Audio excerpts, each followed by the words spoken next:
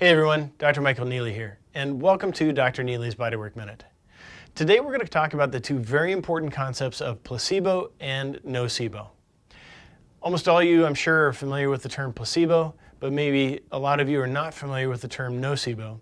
And placebos and nocebos are both two very important concepts to have a firm grasp of when we're talking about taking care of people that walk into our clinics. So first off, placebo. So a placebo is something that's not supposed to have a actual physiologic response, and so therefore because of that it is thought that it's in your head, or it's a psychological response that is occurring from that placebo. Classic placebo is the sugar pill, and so in research we would look at if you're researching a new medication, they'll give, let's say, one group a sugar pill, and then they'll give another group Vicodin or something like that for pain relief, and then they compare the outcomes of the sugar pill with the Vicodin. And with placebo groups, there's going to be some positive responses, and then with the Vicodin group, there's going to be a certain amount of responses.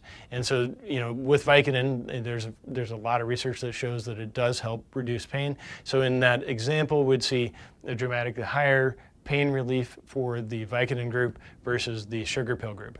And this is done in all types of research, whether you're talking about manual interventions for massage or manipulation or whatever it is, exercise therapies, doesn't really matter. Surgeries, it's always bounced off of a placebo to see what the outcomes are going to be. Years back, I was having lunch with the former director of one of the emergency departments in my hometown, and we were discussing these concepts of placebo and nocebo. And she said, I really love placebos. I love the fact that 1 out of 4 people that walk in to talk to me are going to feel better just from talking to me, just from having this interaction with me as a doctor. They're going to feel better, and that's a positive physiologic response for them. Is it lasting? Is it long-term? Who knows? Sometimes it is. Placebo responses are different for every situation depending on what you're talking about. But in some situations you can see 1 out of 4 people have a positive response from a placebo. Sometimes it's 1 out of 3, and sometimes it's as much as 1 out of 2 people have a positive response from a placebo type interaction. Recently, we were working on a committee that I work on. We were revamping our 2010 best practices for low back pain. So we work with an epidemiologist and work on these practice resources where we review all the research, and then we look at how what interventions have the most evidence and so on and so forth. So we did that in 2010, and then now we're working on one for 2016. It'll probably actually come out in 2017. And we're reviewing all the research that's come out since 2010 in terms of low back pain. And one of the most fascinating things that we've found so far is that as much as 50% of the recovery of an individual for low back pain, and we're talking about general kind of generic low back pain, it's not mechanical back pain. I'm not talking about really serious disorders, but general mechanical back pain, to make it simple. As much as 50% can be reliant on their perceptions of whether or not they're going to get better. So this is a true psychosocial input, right? This is their actual perceptions of whether or not they're going to get better is as important as what's actually going on with them. Right, 50%. These are rough numbers. I mean, we're not done with the resource yet, but the research is leaning that way. And you can find this yourself if you're interested in looking at the research. So be very clear in understanding that the client or the patient's perspectives on whether or not they're going to get better is super, super important. And so the placebo is not necessarily negative, and that leads right into the concept of nocebo. Nocebo is negative input that leads to a potentially negative outcome or a negative prognosis that leads to a potentially negative outcome for a client or a patient. And these can be self-inflicted for the client or the patient, and that's super common, right? We have what are called fear avoidance behaviors that we all do when we get injured, and we need to try to work past those. These are things that we're like, I know this is going to hurt, so I'm not going to even try it. And then with the right coaching, maybe then that's not actually going to occur. They learn how to move properly, and then they don't have that negative outcome that they think is going to occur.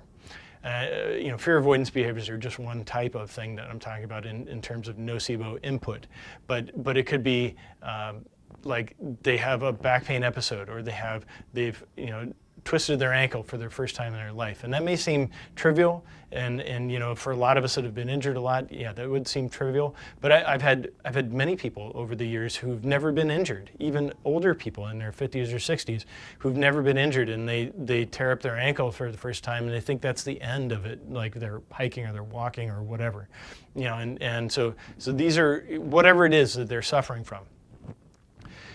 Their perceptions of whether or not they're going to get better is extremely important. And so if they have a lot of negative self-speak around that, I'm never going to hike again, I'm never going to play with my kids again, or I'm never going to be able to play with my kids physically again, or throw the ball for my dog, whatever it is. These are very real negative inputs that the client or the patient is programming themselves and affecting their outcomes in the long run. So we need to be very aware of those and try to help coach them away from those in a very positive way.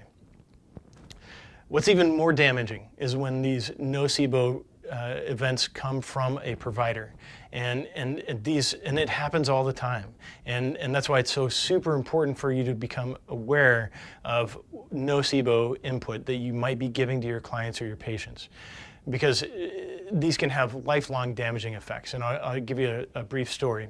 This happens so many times that this is one of a gazillion stories that I could share with you. But some years back, I had an Irish woman who came in to see me. She was about 50 years old, and she'd been a runner her whole life. And she ended up coming to me through one of her friends who had referred her to me. But she had been a runner her whole life, had never been injured, never had a problem. She was very fit, and she developed Achilles tendonitis. And depending on your background, you may think that that's not too hard to treat, or it is very difficult to treat. In my experience, it's not that hard to treat.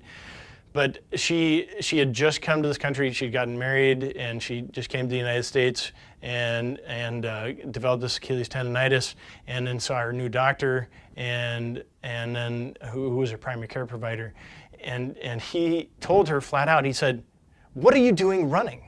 You're too old to run. You need to stop running. This is ridiculous. You shouldn't be running, and you would never have this problem if you had not been running." Now, this was a woman who had been running her entire life. This was her rock. This was her foundation. This is what gave her joy and pleasure in her life, and it helped her stay healthy. And she was utterly devastated by this news. She came in and she respected the doctor, her new doctor, and his input, and he totally devastated her. And when she came to me through her friend, the only reason she showed up was because her friend was like, "Hey, go talk to Mike and see what he thinks about it."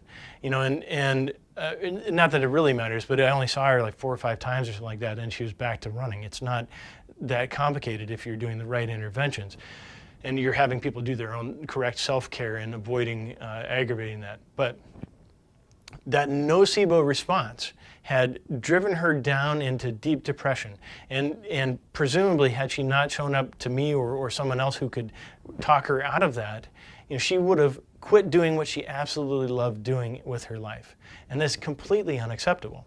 I mean, sometimes people come in and they have a condition where we can't help them get back to doing what they love because they are so damaged. But I would say in the last 16 years of me being a chiropractor and almost a quarter century of me doing bodywork, most of the time that is not the case. It might take a while for some people. It might be short, it might be longer for the recovery, but most of the time with the right coaching and the right encouragement, we can help people get back to doing the things they love. So we have to be extremely vigilant of any kind of nocebo response that we may be putting on people. Probably one of the more difficult things is when we start trying to identify with people and we share our experiences with them, and then we inadvertently give nocebo information to that patient or client by saying, yeah, it took me 10 years to recover from this, or it took me years to recover from this. And you know, it's important to give people a general idea of what's to expect when they're trying to recover. But we have to be very, very, very careful not to give them negative input that is not warranted, and we need to try as much as we can to give them positive input so that they can get back to trying to do the things that they love to do. So I want you to take the ideas of placebo and nocebo, think about them, understand that placebo is not always negative and can be extremely positive, that nocebo effects can be extremely damaging, whether it's coming from your client or your patient or from you. Most importantly from you, because you are in control of what you do, and it's much more difficult to coach somebody into or help them understand their negative self-speak. But anything coming out of you is much more in your zone of control. It's something more that you can help and be aware of when you're in your interactions with your clients or your patients. And hopefully that will help you out and help your clients and your patients get better faster and more completely and back to doing the things that they love to do. So if you enjoyed the video, or even if you didn't, wherever you're watching this, please leave me a comment, share it on social media, and I'll see you next time.